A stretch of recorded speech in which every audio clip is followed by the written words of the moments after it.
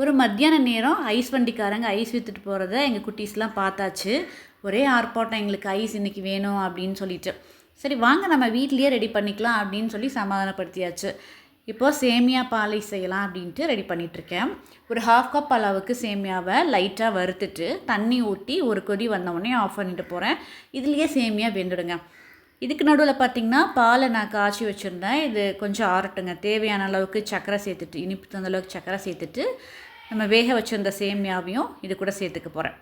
சேமியா சர்க்கரை எல்லாம் நல்லா கரைஞ்சதுக்கப்புறமா பால் நல்லா ஆறினதுக்கப்புறம் தேங்காய் பால் சேர்த்துக்க போகிறேங்க. இன்றைக்கி நல்ல ஒரு டேஸ்ட் கிடைக்கும் இல்லையா, அதுக்காக தேங்காய் பாலும் சேர்த்துக்க போகிறேன்.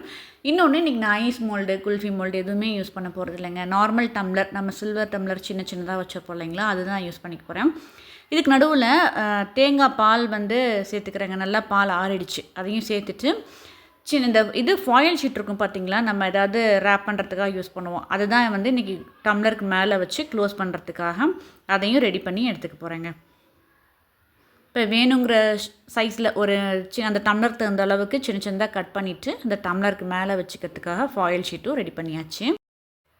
இப்போது இதில் 3/4 அளவுக்கு மட்டும் பால் சேர்த்துக்க போகிறேங்க. ஃபுல்லாக நான் சேர்க்கல.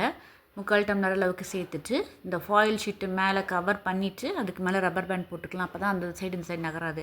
அதனால் ரப்பர் பேண்ட் போட்டு நல்லா டைட் பண்ணிவிட்டு நடுவில் கொஞ்சமாக கீறி விட்டுட்டு அதுக்கு மேலே ஐஸ் ஸ்டிக் வச்சு க்ளோஸ் பண்ணிடலாங்க. இந்த மாதிரி எல்லாத்தையும் நான் ரெடி பண்ணிக்கிறேன். இப்போ ரெடி பண்ணி வச்சுருக்க எல்லா டம்ளர்ஸையும் ஃப்ரீசரில் வச்சாச்சுங்க. இது ஒரு குறைஞ்சது ஒரு 8 மணி நேரமாவது ஃப்ரீஸ் பண்ணி எடுத்துக்கலாம். நான் நைட்டு ரெடி பண்ணி அடுத்த நாள் காலையில் ஒரு 10:30 மணி 11 மணி அந்த டைமுக்கு தான் எடுத்தேன். கிட்டத்தட்ட ஒரு 12லேருந்து ஒரு 13 மணி நேரம் ஆச்சு இந்த ஃப்ரீஸ் பண்ணி நான் எடுத்துக்கிட்டது. இப்போ இது எல்லாத்தையும் ஓப்பன் பண்ணி பார்த்துடலாங்க, எப்படி வந்திருக்குன்னு பார்க்கலாம். டம்ளர்லேருந்து அப்படியே எடுத்தோம்னா சரியாக எடுக்க வராதுன்ட்டு நார்மல் தண்ணி இருக்கும் இல்லைங்களா, அதை டம்ளர்ஸை டிப் பண்ணிவிட்டு எடுத்தேன்.